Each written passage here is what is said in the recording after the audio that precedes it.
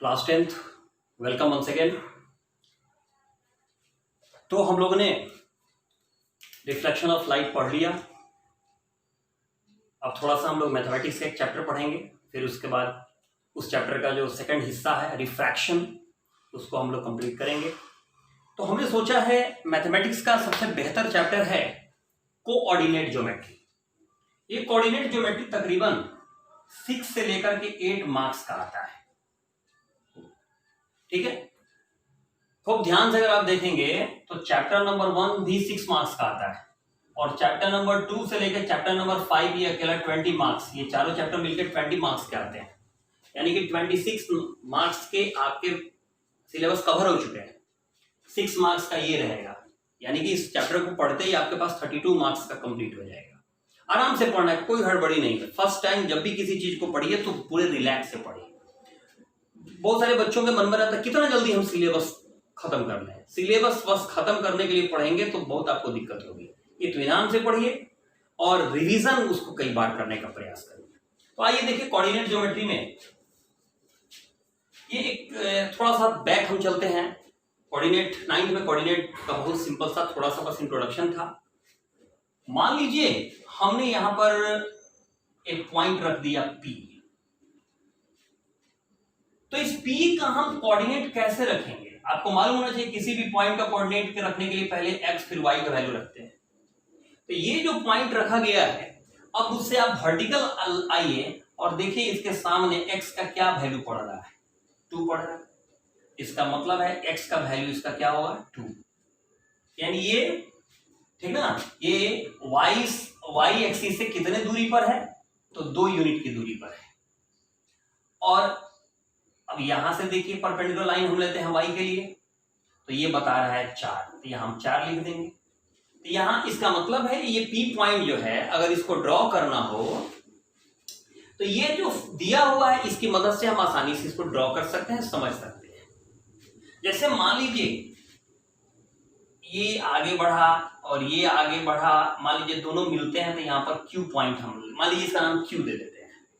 तो इस Q point का कोऑर्डिनेट क्या लिखा जाएगा, तो पहले हमेशा x कोऑर्डिनेट लिखा जाता है, यानी कि इसके सामने x का वैल्यू क्या आया 4 आया 4 आया और y का वैल्यू क्या आया -3 आया।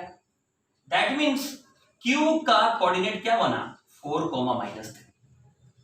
अब बात है कि कोई पूछे कि ये जो पॉइंट आप P बनाए हैं और ये जो पॉइंट Q बनाए हैं वे एक दूसरे से कितने दूर हैं। अब ये माजरा है कि P और Q का डिस्टेंस क्या होना चाहिए। ठीक है, तो इसके लिए एक फॉर्मूला बनाया गया है डिस्टेंस फॉर्मूला। और डिस्टेंस फॉर्मूला देखिए क्या है, थोड़ा देर ले ऐसे सोचिए। ये जो वैल्यू है इसको हम x1 y1 ले लेते हैं और Q के वैल्यू को x2 y2 बोलते हैं। स्वाभाविक है जब दो पॉइंट अलग अलग लेंगे तो दोनों के लिए 2 अलग x आएंगे 2 अलग y आएंगे। तो एक का x1 y1 है, दूसरे का वो x2 y2 है। तो डिस्टेंस फार्मूला होता है अंडर रूट, यानी डिस्टेंस फार्मूला ये PQ के लिए अगर निकालने चलते हो तो x2 minus x1 whole square plus y2 minus y1 whole square, ये फॉर्मूला है। आप इसको भी पहले बाद में लिख दोगे तो कोई फर्क नहीं पड़ता है, लेकिन नॉर्मली याद रखना x2 minus x1 whole square plus y2 minus y1 whole square. एक चीज और है, इसका मतलब है कि PQ बराबर यहां भी वही बात होगा x2 minus x1 whole square plus y2 minus y1 whole square, क्योंकि यहां हमें डिस्टेंस किसके किसके बीच निकालना था PQ के बीच में निकालना था। अब एक और बात, मान लीजिए ये स्क्वायर ये रूट खत्म कर देते तो ये रूट अगर इधर आएगा तो इधर क्या बनेगा स्क्वायर बनेगा। तो PQ स्क्वायर बराबर क्या हो जाएगा x2 माइनस x1 का whole square plus y2 minus y1 का होल स्क्वायर। ठीक है, दूसरा नंबर बात, अगर यहां से अगर ये दैट मींस ये क्या वो क्या ओरिजिन है, तो ओरिजिन से अगर किसी पॉइंट का डिस्टेंस निकालना रहेगा तो चाहे आप O से P निकालते चाहे O से Q निकालते, दैट मींस ओरिजिन से डिस्टेंस निकालना रहता है। तो डिस्टेंस फ्रॉम ओरिजिन, उसके लिए एकदम सिंपल फॉर्मूला है, क्योंकि इसका तो x1 y1 क्या है 0 0 है, इसलिए फॉर्मूला है x square plus y square. क्योंकि यहाँ पर एक्स और वाई इसी का मायने रखेगा, इसका तो कोई मायने है नहीं। x1 भी यहाँ मतलब एक्स भी यहाँ 0 है, वाई भी 0 है, तो उसको जोड़ो या घटाओ तो कोई फर्क पड़ेगा नहीं। इसलिए इस पॉइंट से हमें मतलब है, इसलिए इस ओरिजिन का ओरिजिन से जो डिस्टेंस निकालना उसका फॉर्मूला क्या है, under root x square plus y square. इसमें अब समझना है गलती कहां होती है। तो बच्चों से गलती होती है इसका साइन लिखते समय, क्योंकि दरअसल वो हड़बड़ी में गलती कर देते हैं, क्विकली बनाने के चक्कर में वो गलती कर देते हैं। मान लीजिए ए पॉइंट है, उसका कोऑर्डिनेट है 2 3, अब बी एक पॉइंट है जिसका कोऑर्डिनेट है 4,1। अब यहां पूछ रहा है इसके बीच का डिस्टेंस, तो ये बहुत आसान है। ये देखिए ये क्या देगा, पहले तो बढ़िया है कि पहले वैल्यू लिख लीजिए। x1 का वैल्यू यहाँ 2 है, y1 का वैल्यू 3 है, x2 का वैल्यू यहाँ 4 है, y2 का वैल्यू यहाँ 1 है। आपसे पूछा गया है ए बी तो हमारे लिए फॉर्मूला क्या है, x2 माइनस x1 का whole square, y2 minus y1 का होल स्क्वायर। तो x2 क्या है, यहाँ 4 है, x1 2 है, y2 1 है और y1 3 है। 2 का होल स्क्वायर प्लस माइनस 2 का होल स्क्वायर, तो क्या आएगा, 2 का स्क्वायर भी 4 ही आएगा और माइनस 2 का भी 4 ही आएगा, यानी अंडर रूट 8। इसी को तोड़ेंगे तो क्या लिख सकते हैं, 2 2 या 4 4 2 या 8, 2 का पेयर बन गया तो 2 बाहर आ गया, 2 रूट 2 यूनिट।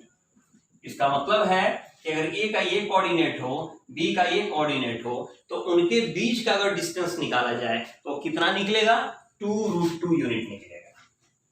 ये तो बहुत आसान था, अच्छा था। अब मान लीजिए कहीं ऐसे दिया जाए, फाइंड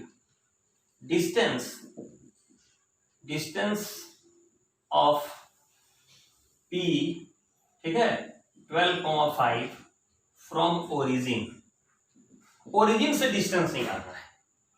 यानी कि जो कोऑर्डिनेट, अगर ये हम पॉइंट ड्रॉ करेंगे मान लीजिए ग्राफ पर, तो x का वैल्यू 12 और y का 5 लेके कहीं ना कहीं तो मिलेगा ही, तो वो ओरिजिन से कितना दूर है ये जानना है। तो इसके लिए क्या है, यानी कि मान लीजिए OP हमको निकालना है, तो OP होगा ही, वो उसका सेंटर हो गया, P निकाल रहे हैं आप। तो ओरिजिन से जब डिस्टेंस रहता है तो क्या फॉर्मूला होता है, x square plus y square. X का वैल्यू यहाँ क्या है, 12 है, 12 का स्क्वायर प्लस 5 का स्क्वायर, 144 प्लस 25 दैट मीन्स 169, कितना हो जाएगा, 13 यूनिट। ये शब्द बहुत आसान रहा। इसी तरह अगर एक और सवाल रहता, यहाँ P के जगह पर ऐसे रहता, मान लीजिए Q रहता और रहता -3 -4, तो यही चीज निकालना रहता, OQ निकालना रहता। तो अभी क्या लिखते हैं, x के जगह पर -3 है, y के जगह पर -4 है, 3 का स्क्वायर 9, -4 का भी 16, अंडर रूट 25 दैट मीन्स क्या हो जाएगा, 5 यूनिट। क्लियर हो गया। अब लेकिन सोचिए कहीं ऐसे रहे तो क्या हम कैसे बनाएंगे, क्या वैल्यू है, तो देखिएगा ध्यान से।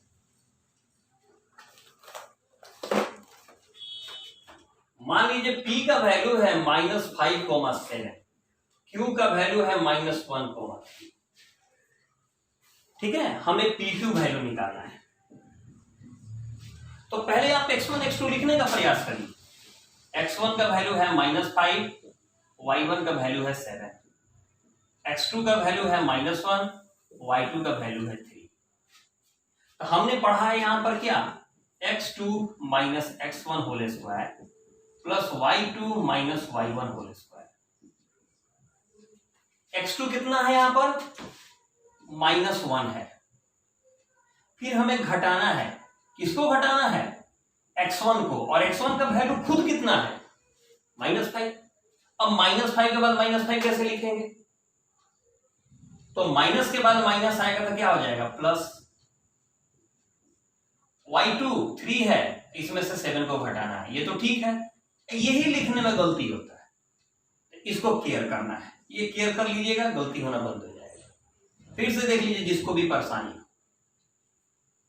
x2 का वैल्यू क्या था, -1, और x1 क्या था, -5। ऐसे लिख के बनाना पड़ता आपको। तो या तो ऐसे लिख के बनाइए, नहीं तो उपाय यही है कि ऐसे सोचिए कि x2 का वैल्यू क्या है -1 और सब्ट्रैक्ट करने जा रहे हैं। किसको सब्ट्रैक्ट करने जा रहे हैं? -5 को। तो माइनस के बाद माइनस यानी कि +5। इसका रिजल्ट आएगा 4, इसका रिजल्ट आएगा -4। ठीक, एक चीज और आपको बता दें, जब दो चीज सेम आवे ना तो उसका तरीका होता है उसको लिख दो और √2 यूनिट बस, क्योंकि जब भी सेम रहेगा तो √2 ही आएगा। अगर 5 + 5 रहता, 5 का स्क्वायर + 5 का स्क्वायर तो 5 √2, 10 का स्क्वायर + 10 का स्क्वायर 10 √2। तो यहाँ है 4 whole square plus -4, plus minus के फिर में ना पढ़ो, क्योंकि 4 का भी स्क्वायर 16 होता है, -4 का भी 16 होता है। तो यहाँ पर क्या हो जाएगा 4 √2 यूनिट। तो ये माइनस प्लस वाले में थोड़ी गड़बड़ी होती है, इसी साइन को देखना है, बाकी कहीं कुछ नहीं। अब इसी चैप्टर में, पहले वाले चैप्टर में करेगा क्या, आपसे सवाल देगा कॉलिनियर का। तो मैं आपको बता दूं, जब भी इसका जो पहला एक्सरसाइज है 7.1, इसमें कॉलिनियर का क्वेश्चन पूछे तो भूल जाना। अभी कॉलिनियर तुम मत पढ़ना, इसी का जब थर्ड यूनिट हम लोग पढ़ेंगे तो वहां कॉलिनियर के लिए फॉर्मूला मिलेगा, वो आपको ज्यादा बेहतर ढंग से समझ में आएगा। ठीक है, उसको छोड़ दीजिएगा थोड़ा देर के लिए। अब चीज देखिए क्या है, अब एक नया प्रकार का सवाल आएगा। नया प्रकार का सवाल क्या है, 4 पॉइंट दे दिया, मान लीजिए एक ए का कोऑर्डिनेट दे दिया, बी का कोऑर्डिनेट दे दिया, सी का कोऑर्डिनेट दे दिया, डी का कोऑर्डिनेट दे दिया, और पूछेगा कि इससे क्या बन रहा है।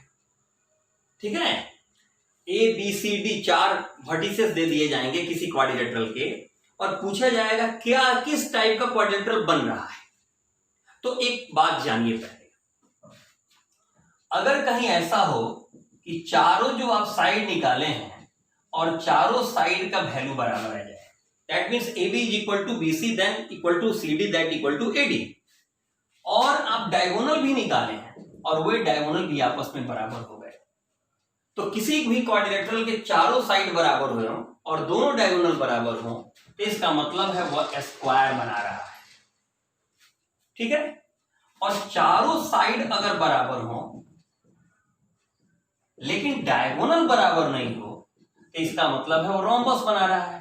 क्योंकि आप जानते हैं कि स्क्वायर और रोम्बस दोनों का साइड बराबर होता है, बस अंतर यही होता है कि diagonal of rhombus are not equal but the diagonals of square are equal.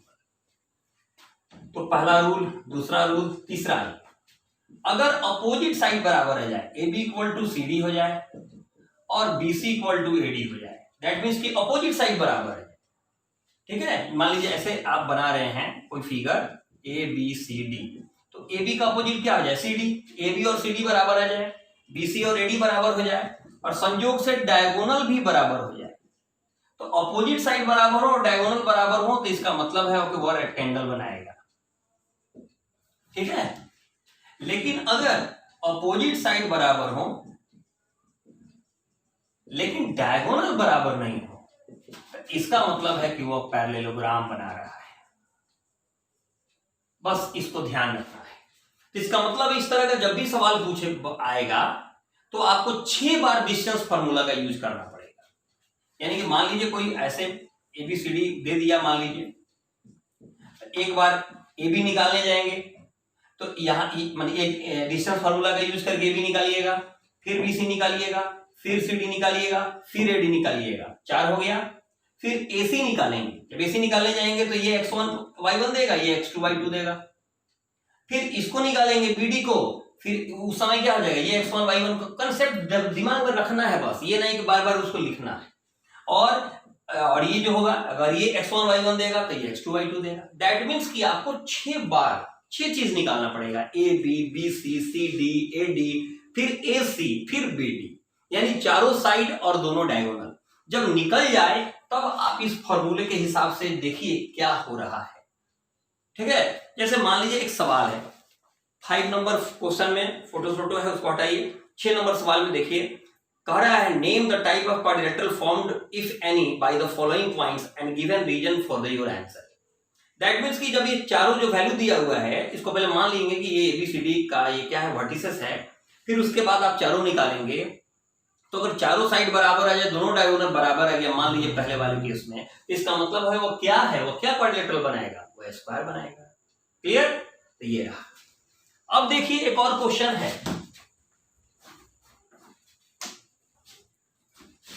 Question number 4।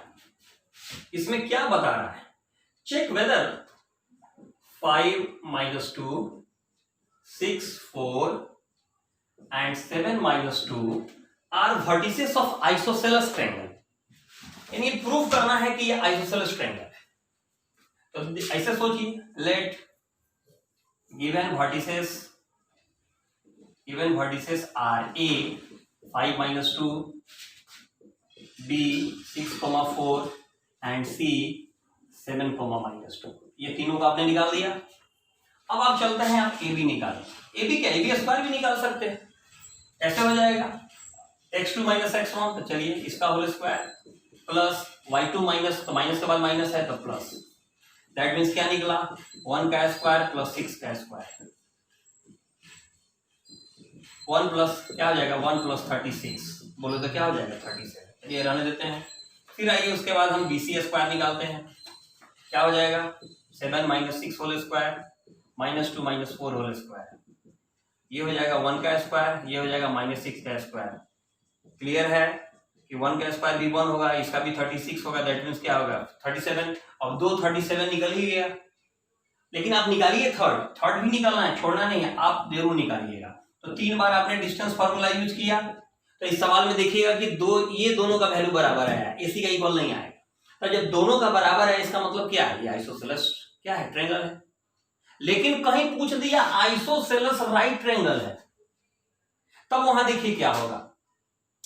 मान लीजिए AC स्क्वायर का वैल्यू आता कितना 74, मान लीजिए, तो क्या लिखते हैं आप, लिखते here AB square plus BC square equal to AC square, क्योंकि 37 प्लस 37 इक्वल टू 74 आ रहा था। तो जब भी किसी ट्रायंगल में दो साइड के स्क्वायर का सम थर्ड साइड के स्क्वायर के बराबर आता है, तो पाइथागोरस रूल क्या कहता है कि वह एक राइट एंगल ट्रायंगल है। ठीक है, तो ऐसे आप बना लेते। तो आई थिंक इस फॉर्मूले का यूज करके आप एक्सरसाइज 7.1 का क्वेश्चन नंबर 1 से लेके क्वेश्चन नंबर आप 6 तक बनाएं।